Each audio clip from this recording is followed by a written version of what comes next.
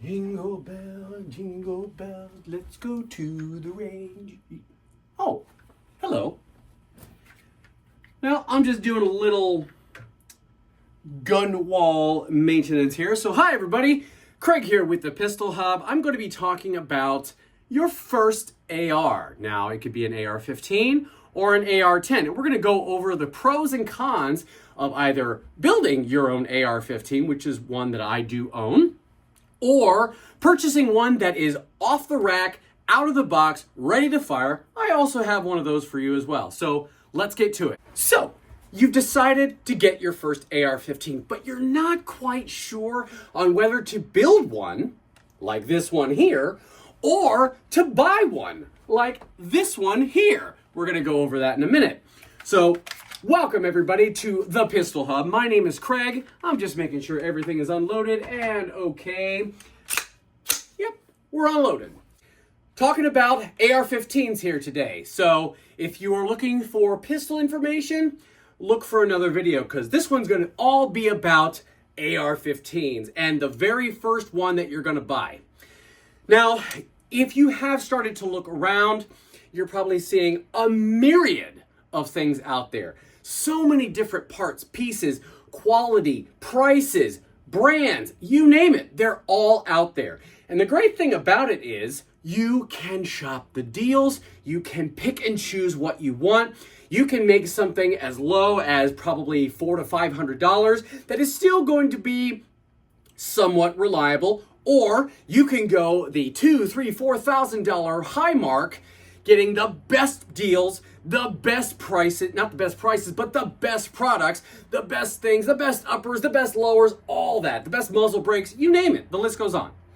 So today, we're gonna be talking about the pros and cons of building your own AR-15, as well as buying your first AR-15 that's built right out of the box and ready to go. First off, we're gonna talk about building your own AR-15. This is mine, parted together from various products and various manufacturers. We're gonna do a little show and tell here to give you a rundown of everything that I have on here, down to the very weapons light that I have mounted. First off, going from the top is our Surefire, not a Surefire, it is a Vortex Strike-Fire Model 2. Now I've had this thing on here for about 4.5 years. It has not failed me. It is a great optic. Keeps zero all the frickin' time. It is a very reasonably priced optic. It comes in red and green, so you can switch to red and green. Super duper bright optic, a single dot. It doesn't have those crosshairs or anything, so it's able to pinpoint. It does not have any outdoor sensors, so it doesn't realize that when you're outdoors, so you have to manually adjust the brightness. Battery in here is, I believe, a typical A something. Let's take a look here. This is going to be a nice little show and tell. I've actually not changed this battery in the time that I've had this optic. Yep, it is your typical CR2 battery. So, this came with the item, with the optic. I'm going to put it right back in there so I can make sure I put it in the right way. Oh, nope, I didn't. You can just speed up the video on this one. I'll probably cut this. All right, back on. Sealed, so it'll last out in the rain. Next up, it comes with the mount as well. You can find these on Palmetto State Armory. They run deals on these things all the frickin' time. That's one place you can go to. The upper itself, actually, let's go down to the little knickknacks and doodads that I have attached to here. We have our Streamlight Pro Tac rail-mounted HL-X weapons light. Comes with a pressure pad, so you can strobe. You can do constant on, constant off. So the pressure pad is real nice for CQB stuff. Home defense, this is what is considered a battle rifle. It is ready for to go to work, to go to battle, things like that. Get yourself a good light. That is probably one of the most essential things that you'll hear, especially from ex-CIA, ex-snipers. For home defense, get a good weapons light. Comes with a mount as well. And then we have some El Cheapo rail mounts, because this particular upper did not come with a bunch of rail mounts 360 degrees around the barrel or around the handguard. So I had to add some very cheap, very inexpensive, but they're solid. They stay on here for any other accessories that I might attach. So it is attached, the light is attached to this rail mount up here on the left. Irons, very inexpensive, very basic, but they have a nice feature. Oh, they fold down. So I can co-witness with my red dot. Got those from Great Lakes Armory or Great Lakes Firearms. They are up in Michigan. I'm a Buckeye, so we'll just leave it at that. Next up, we're going to go to the big portions of this rifle, the upper. This is a fully complete upper, and for the YouTube moderators, a few moments later. So here we have the full upper right here. This is the Aero Precision Atlas S1. There we are. 1-in-7 twist barrel, 16 inches, 15-inch handguard. It is removable. It has a real nice secure toothed secure nut right here. So this thing doesn't back out. It stays rock solid. It is chambered for the 5.56/223 NATO. Now, that is one of the more important things that you need to discover or consider when purchasing your first AR-15. AR-15s are the most popular rifle in the United States. Millions and millions of these are in the hands of responsible, law-abiding gun owners. They use these for sport. They use these for target practice. They use these for home defense. Any number of applications. Now, with such a rifle, you want to make sure that if you're going to be shooting the 5.56 cartridge, you need to have one that is rated for the pressure of a 5.56. Now, you're probably asking, well, what's the difference? Are they the same cartridge? Technically, yes. But the 5.56 has more pressure. It has more gunpowder to propel that bullet a lot farther. Now, if you get something that just says 223 NATO, you cannot put a 5.56 in there. Or, I'm sorry, 223 Wild. Please forgive me. 5.56 NATO, 223 Wild. This one is chambered in the 5.56 NATO cartridge, meaning I can shoot both 5.56 and 223 Wild. Make sure that you understand that before you start going and looking around for your first AR-15 if you're parting it out. Next up, we have the lower right here. This is a Palmetto State PA-15 multi. It's got some nice furniture on there. Typical mag pull, hand grip here. Very standard fire and safe selector. Nothing too fancy about it. Very nice, very inexpensive. But good quality. It's made of good forged steel. It's not pressed together or anything like that. There are no seams, so this is all one piece. And then we have inside is our bolt carrier group right here. That is a Rainier Arms complete bolt carrier group. Really, really good item. Sturdy, strong, anodized. Really, really holds up to the, not necessarily the abuse, but the work I put through it. Next up, we have our charging handle. Every AR-15 needs a charging handle. This one is the Warhammer 5.56 charging handle. Really, really good. Ambidextrous, big levers so I can grab it real nice. Another one, very inexpensive. Found it on some really, really good Black Friday deals. And that's the one thing about shopping for these types of deals. Throughout the year, you're going to see a lot of places, especially if you're on their text messages, they're going to throw out some deals like, oh, these uppers are on sale. Oh, these lowers are on sale. Oh, get a charging handle for this much. Your best option is to find the one that suits your needs. Don't buy the one that everybody is telling you to go buy because it may not be suited for you. It may not work for your applications. This time of year, it is Christmas time. Happy holidays and Merry Christmas to all of you out there. We are talking about some deals right around this time of the year. From Black Friday to up until Christmas, generally, places like Palmetto State Armory, Aero Precision, Rainier Arms, Magpul, all these different places are going to run specials and deals for your AR-15 build. Now, the upper that I got was actually more than half off. It was about 60% off. It was a $600 upper I got for almost less than $350. Crazy deal. Quality, top notch. Oh, and the muzzle brake that I have on there is a standard muzzle brake flash hider. It's just, yeah. The lower I also got for a steep discount. However, because I bought it online, I had to go ship it to an FFL because it is a serialized product. It is considered to be the firearm of the setup. Don't ask me why. It's ATF rules. They stink. So I had to pay another $80 to get that shipped to an FFL. They shipped it for free. Oh, thank you so much. But I'm not dogging on Palmetto State Armory. You guys are good. They're not paying me, but I trust their products. Here are some of the pros and cons of building your own AR-15. We touched on them just a few minutes ago. Price. You are able to shop around the globe, literally, for the best price. Now, my opinion, this is just my opinion, you do not have to take it. Go with American-made companies. Now, I know this life that we're living in right now, it's like, oh, but prices are so high. Products are still at a very low, pretty reasonable price to build something like this. Go with American-made.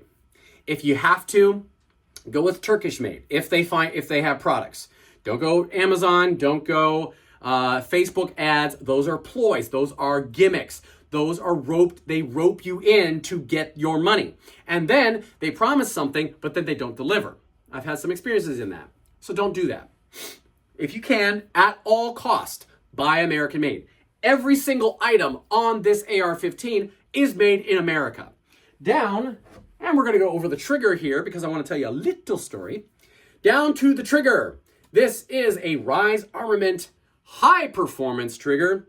Very, very nice trigger. I actually just replaced it. Now it comes with these stabilizing little tabs that you put in to keep it from moving, which is really, really nice on them. So story time. I had another Rise Armament trigger in there. This is also a 3.5 pounder. The one before was a 3.5 pounder. Really great trigger. I changed it out from the 7 or 8 pound mil-spec trigger that I had, which was ridiculously heavy, could not fast shoot, and it was just cumbersome. Very, very bad. So I got the trigger put in, and it's a drop-in, which is another really great thing to have because then you can do it yourself. You don't have to have a gunsmith put it in for you. I was at the range a couple weeks ago. Was doing my thing. All of a sudden, I shoot, recycle, click. I'm thinking, oh, it's probably just a false primer, because I get those sometimes. Wasn't the case. It was a squib load. My first one, owning this thing in almost 5 years.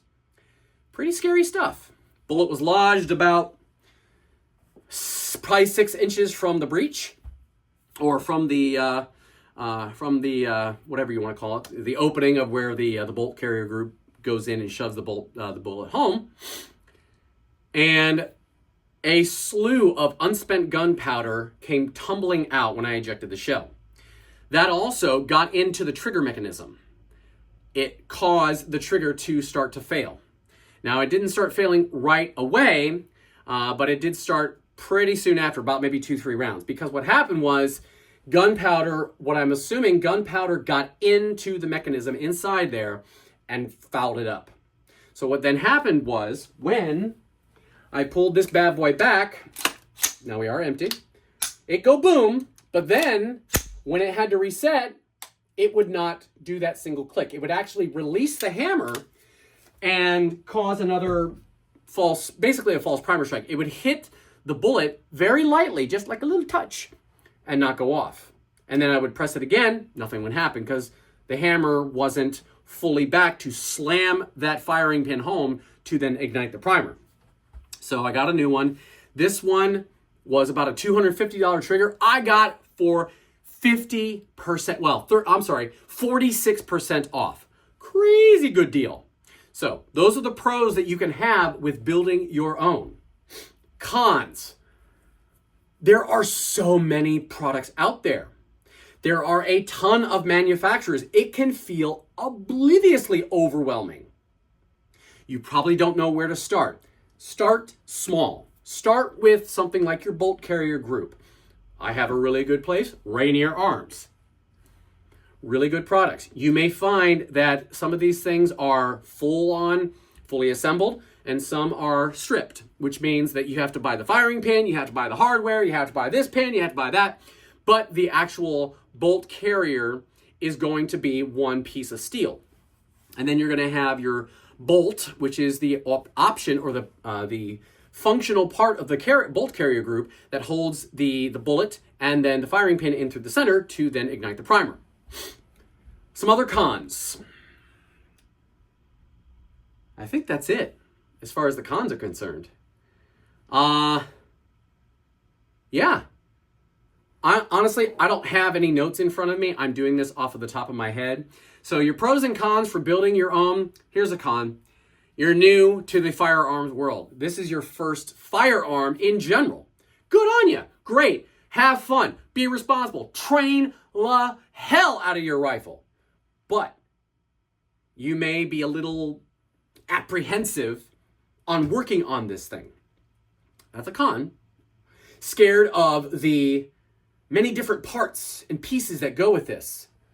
Here's a pro-con kind of back and forth. These things are entirely modular, which means if you don't like the hand or the grip, change it out. Right in here, there is a little bolt. I think it takes a 3/16 size Allen wrench. They're industry standard. Take it out. Get a new one. That's it. Inside, you're going to have the spring and the detent plunger that holds this under tension so that you can fire and select it. That is something I learned while changing out this trigger. You always learn. That can be a pro/con. More of a pro than a con. Another con, I guess you could say, is you may not really like the finished product. You may not really enjoy shooting this thing. That's okay. That happens. I got this. Yes, I could have gotten a shorter one. I want to get a like a 13, maybe a, ooh, hello. Sorry. I want to get maybe a 13 and a half inch or a 12 and a half inch short barreled rifle for better home defense stuff and just some more fun. And it's basically to add to my collection. So, I think that we have gone over the build your own section. Let's go to the right out of the box, factory made, ready to shoot option. All right, cats and dogs and cats. I don't know why I just said that. All right, everybody. Here we have ready to go, built up Ruger SF AR-308. Now, if you're new to the firearms world and you're new to the world of ballistics, you'll be like, why is this 308 and this 1223 or 556? Well, this is a hunting cartridge. This is a much bigger cartridge. This is much smaller. This is I guess you could say, the cartridge that they use in battle.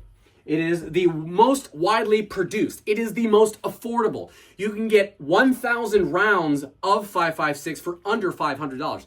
Now, for some of you, that may be very expensive. Yes, it can be expensive. $500 for bullets? Yeah, but you get 1,000. And if you don't go to the range as much as I do and expel a bunch of brass, you're going to hold those rounds for a long time. Stockpile. That's another thing. Stockpile your ammo. So, going into the ready-built, ready-to-go, out-of-the-box, right here. Ruger SF AR. Stands for short folding something. I don't know. Whatever. It's an AR-10. Now, what is an AR-10? An AR-10 is a caliber that is above the 5.56, but still an AR-15 platform. Again, very modular design. A lot of stuff can be changed on this down to the furniture. So I'm going to go over a little show and tell again with this one. Now I have added, obviously, parts, because this did not come with any sights whatsoever. No optic. It's ready to go out of the box though. Comes with a charging handle, comes with a trigger, 4.5 pounds. I couldn't believe it. Was an amazing trigger. I'm not changing this out. It looks like a mil-spec because of the curvature of it, but that thing is nice and light. I do like me a light trigger. So, starting with the optic, we have an EOTech holographic sight. If you can spend the money on these, yes, they are pricey. If you go and look for them, you're like, Sticker shock is unbelievable. If you can get one, get one. Has a ×3 magnifier. Don't use this as much unless I'm doing long range. El Cheapo flashlight from Amazon. I got this when I did not realize I need an actual flashlight that is quality, USA made. This is on here just for posterity. That's all. And then because this is a hunting rifle, I have, again, El Cheapo bipod. When you go with bipods, you can get away with some inexpensive ones. Magpul has some cheap ones, but if you're not really into competition shooting, or if you are not going to be doing a lot of hunting or anything, don't bother getting one, or if you're going to get one, you can find one on Amazon, pretty inexpensive. We then have a real fun little guy. It's not a gimmick, but it's actually a recoil management tool. So you just put your thumb or your hand like so, and that helps you hold the rifle and return to 0 after firing. Those are pretty much all the extras that I've put on this thing. So let's go over the differences in a ready-built rifle versus a build-your-own. Now, with a ready-built rifle, you are, again, the pros of ready-built rifles. Here are the pros for a ready-built rifle. Tons of manufacturers to go with. Even Turkish. Turkey is really coming onto the scene with some quality, inexpensive, medium, middle of the road quality products. So you have a ton of manufacturers that you can go with. Ruger is one. They are recognized as one of the top American rifle companies out there. Daniel Defense. We're getting up into the higher echelon of quality, builds, and things like that. Brownells. They are a company that supply and build rifles. Very, very customizable, very expensive. BCM, another company that has high-level rifles. Those are the only few that I can actually think of right now off the top of my head. But those are the benefits. You also then have Diamondback DB10, which is also the comparable 308, but a little bit heavier on the weight itself as far as the rifle is concerned compared to the Ruger SFAR. Diamondback, really, really good company. They also make AR-15s for the 5.56. So now when I'm talking about the ready-built, I'm not just talking about 308. I'm also talking about 5.56. There are a ton out there. Palmetto State Armory make a bunch of rifles. They make AK-47s. They make what look like SCARs, SCARs. So they make a ton. They have one that's called a mixtape. It just came out. They have the Jackal. They have the Saber. Those are a few of their 5.56 options, and they have all kinds of different customizability on them. It's crazy what they're able to do for you. So pros, lots of manufacturers to go with, just like with building your own. Some other pros, they're ready to shoot right out of the box. You're ready to go to the range, so make sure you bring ammo with you. If you buy it and you want to try it out right then and there, if that location that you purchased from has an indoor range, like, say, Range USA,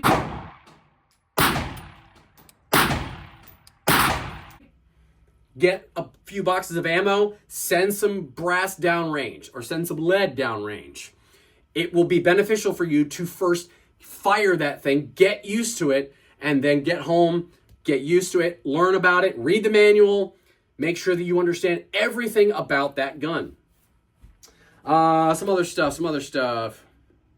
Quality.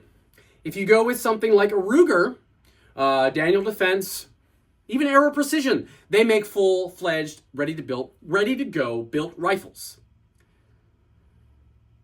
You're going to get good quality. A lot of good stuff. Even with the sub $500 ones, they have to go through a lot of QC in order to be shipped out. If the company wasn't sure on their product would be reliable, they wouldn't be making that product. But you can also get something as low as $500 or less for an AR-15. Now, it's not going to be as fancy as something you may have seen here. It's going to be very basic. The buttstock is going to be very skeletonized. You can change that. Every single piece of hardware on an AR-15 or an AR-10, utilizing the AR platform, thank you, Eugene Stoner, is modular. You can change anything. So if you don't like the bump stock, save up some money, get a good one. They're running about 70 to 200 bucks, a couple $100, depending on what you go with and what your applications are. Some other pros. That's some of the pros. Cons, quality. This can be a pro-con situation.